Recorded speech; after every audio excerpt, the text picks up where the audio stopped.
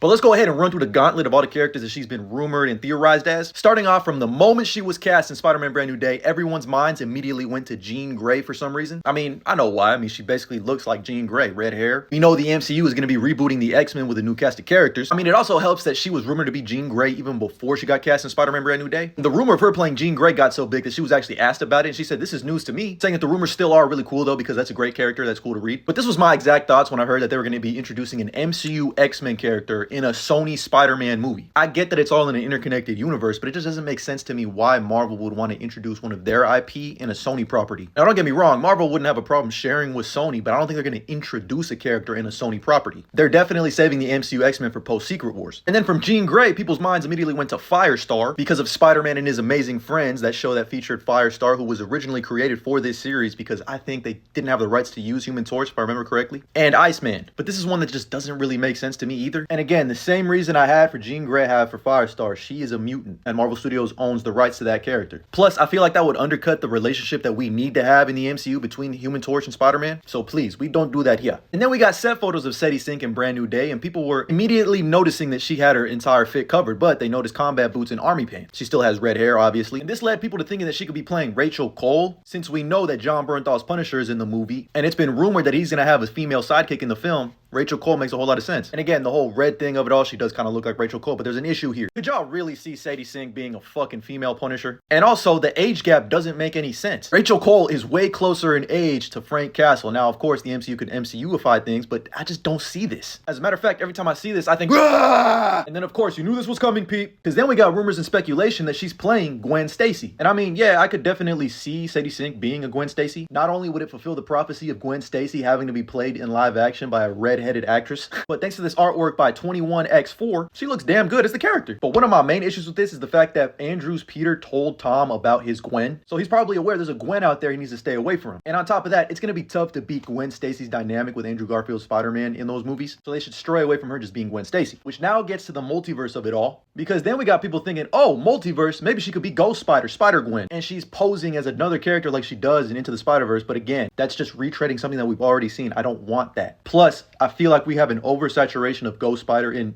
all media, really. She's obviously one of the key and pillar characters in the Spider-Verse franchise, and she's going to be making an appearance in Your Friendly Neighborhood Spider-Man Season 2. Not to mention all of her ongoing comics. Let her breathe. Matter of fact, let's hit the Spider-Gwen no more. Now, this one wasn't rumored or anything, but there's a lot of people out there that think that she could play Teresa Parker, who was Peter Parker's long-lost sister, and yeah, it kind of makes sense, but once you hear my theory, as well as other rumors and speculation from industry insiders, you'll see she's probably not going to be Teresa. Which then leads us to another Spider-Person that has actually been rumored and theorized, with some people saying that she's going to be playing the daughter of Tobey Maguire's